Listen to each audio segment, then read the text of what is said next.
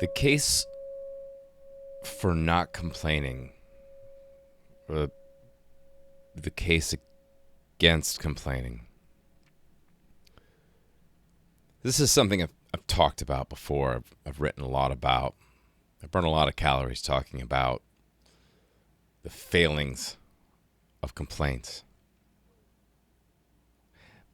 I offer this to you not as just another stick for you to beat yourself over another thing you're just not doing in life, that you're not getting to, another way that you're not perfect.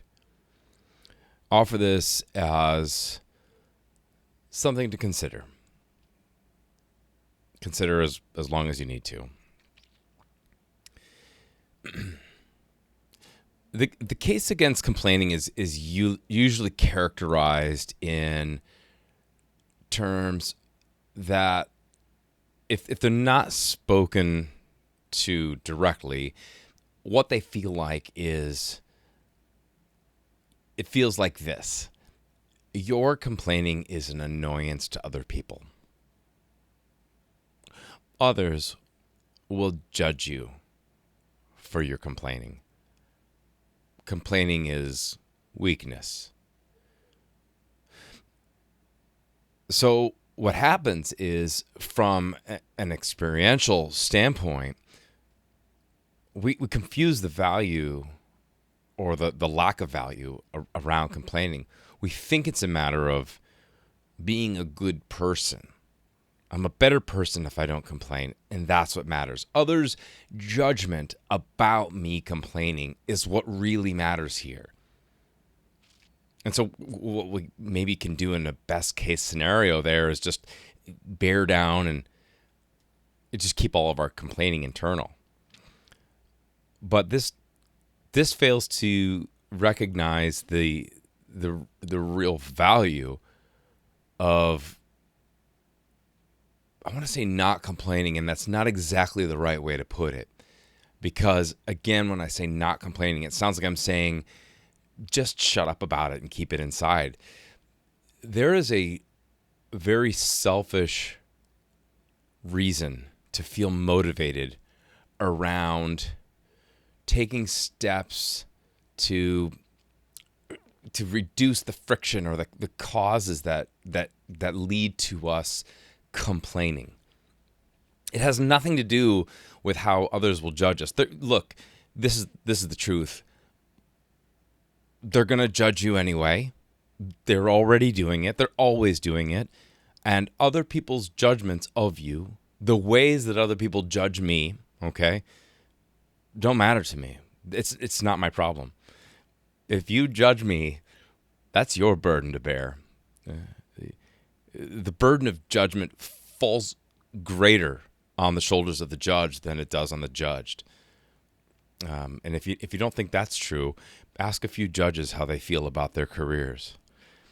So, tangent. So why does it matter? What's the problem with complaining? I'm voicing my concerns. I'm raising concerns. That's what my complaining does. It's how I solve problems. I complain. Certainly, raising concerns with the intention of finding a solution when a solution is necessary. Nobody's going to speak against that.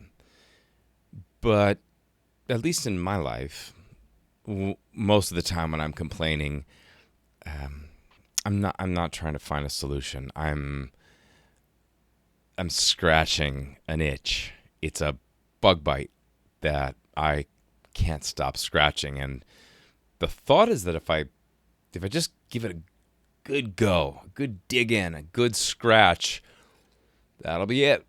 I'll be done. That's not how it works.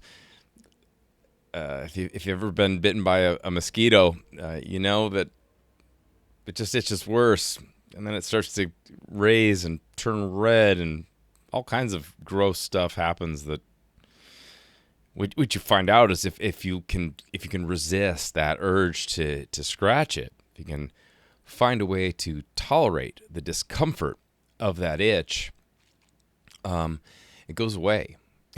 And there's action you can actually take, like you can put like salves on there. Is that how you pronounce that word, salves? You can apply heat, like a hot spoon or a hair dryer. You can Google it. These techniques actually work. I've lived in the tropics. But the other thing you can do is simply ignore the urge to address every single thing that is aversive in your life.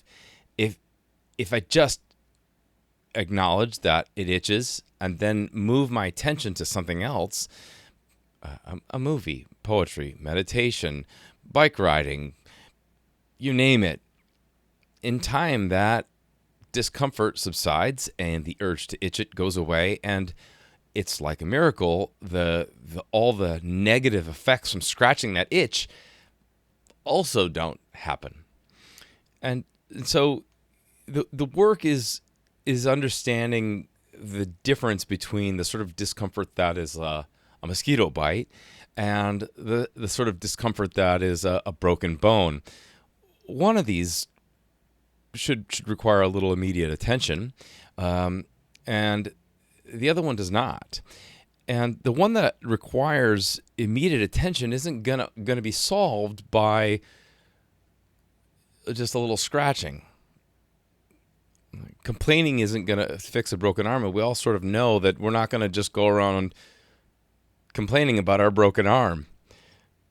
It's maybe an extreme example, but there's a gray area there.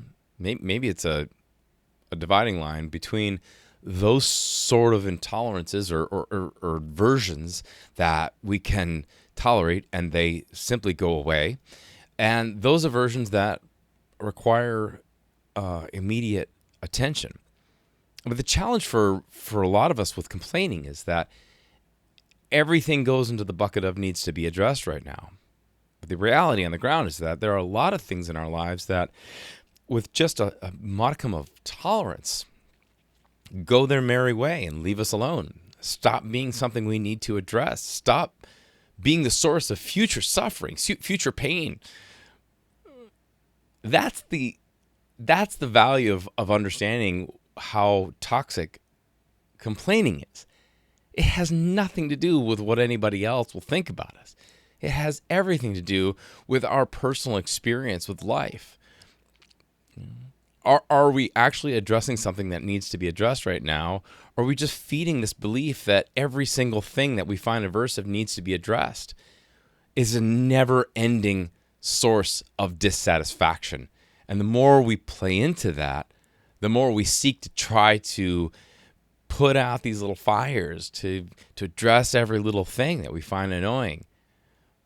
And by turn, we can become extremely unhappy people for this.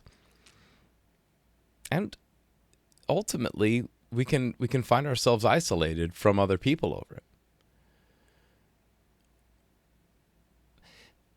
This matters to me as a coach for all the obvious reasons. You can imagine that oftentimes what I'm talking to someone about is something in their life they find aversive. And so what we're trying to determine is this a mosquito bite or is it a broken bone? Is there bleeding? Is there a fire? Is there something that doesn't require or requires some action and isn't really going to benefit from being ignored? It's just going to get worse. So this is what I offer you for consideration.